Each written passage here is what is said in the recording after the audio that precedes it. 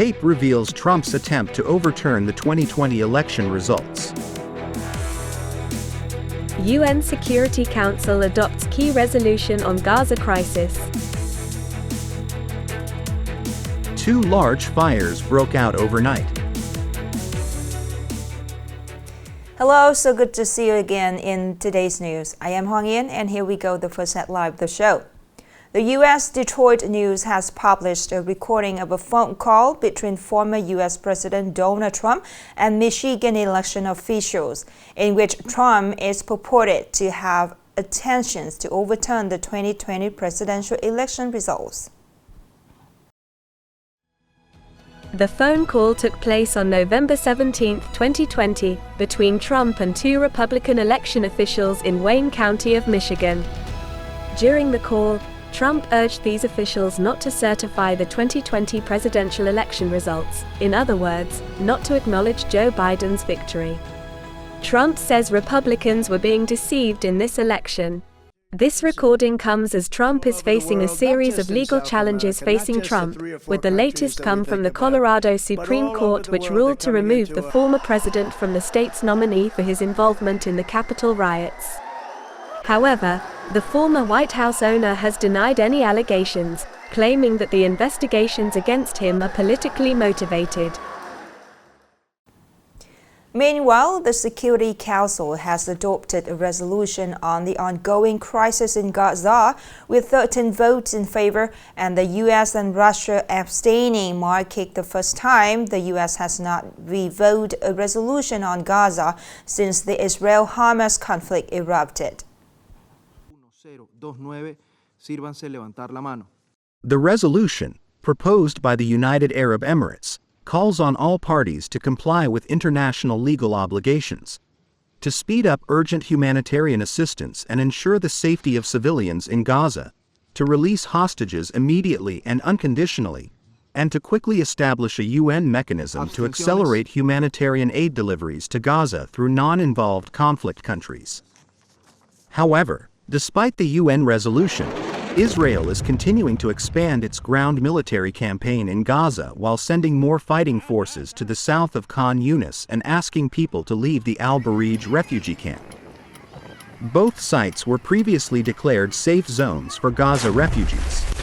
In the latest update, the Gaza Ministry of Health reported that 20,057 Palestinians have been killed and 53,320 injured in Israel's retaliatory attack campaign. 2 large fires broke out on December 22nd night, causing no casualties but significant property damages.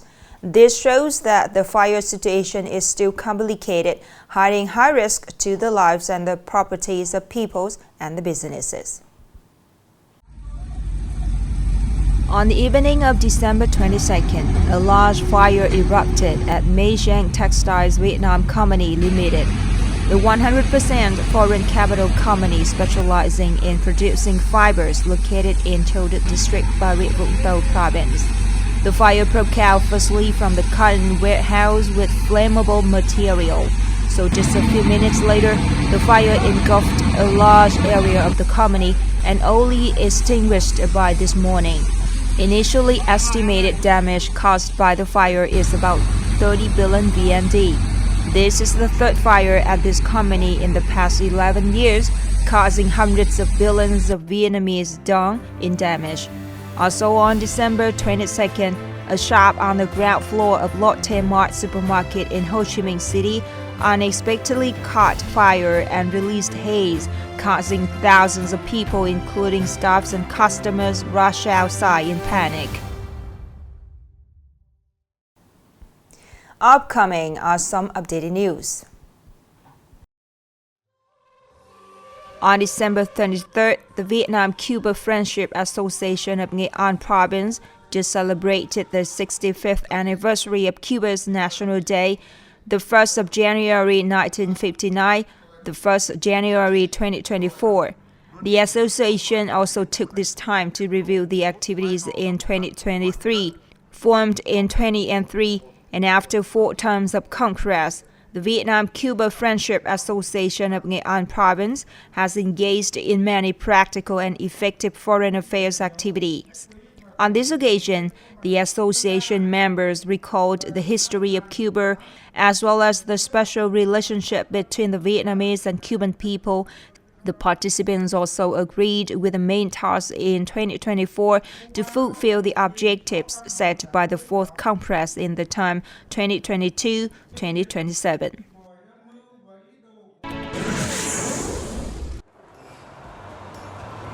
Hanoi, Ho Chi Minh City air route has been ranked in the top 4 busiest domestic air routes in the world for the second time in a row. According to statistics from the air travel data provider OAG, the number of seats sold on this route from October 2022 to the end of September 2023 exceeded 10.8 million. With this number, the Hanoi, Ho Chi Minh City route is only behind the Jeju, Seoul routes in South Korea and Fukuoka, Tokyo Haneda and Sapporo New Chitose, Tokyo Haneda route in Japan. Hanoi, Ho Chi Minh City route has always been the most exploited route with about 60 round-trip flights per day.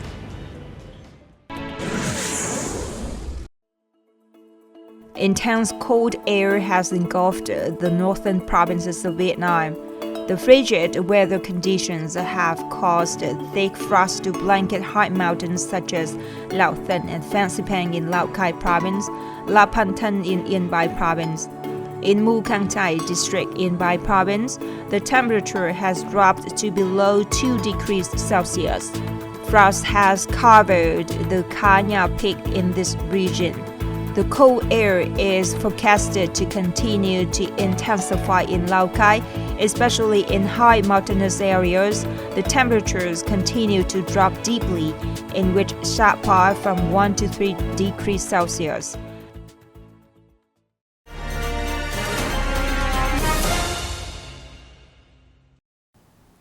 These days, dozens of offshore fishing vessels of Nghệ An fishermen have anchored with valuable seafood such as mackerel, squid, shrimp.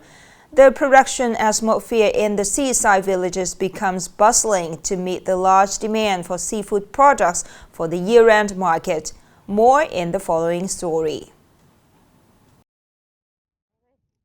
When the offshore fishing boats returns to dock, it is also the time for seafood processing facility owners to collect and store goods in cold storage to prepare for Tet holiday.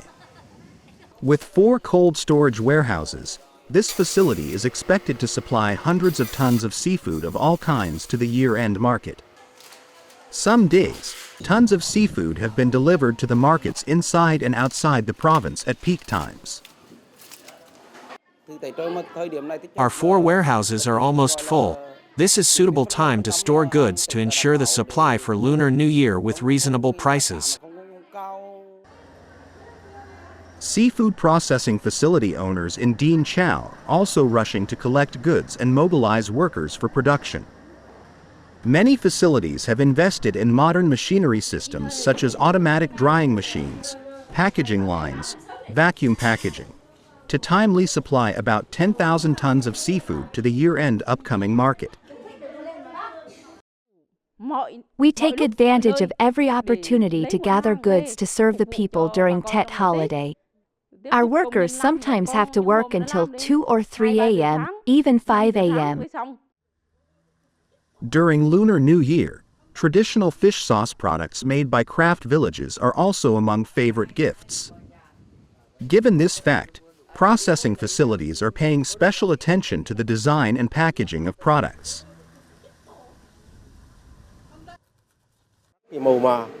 Currently, the craft village is urgently preparing models to serve customers.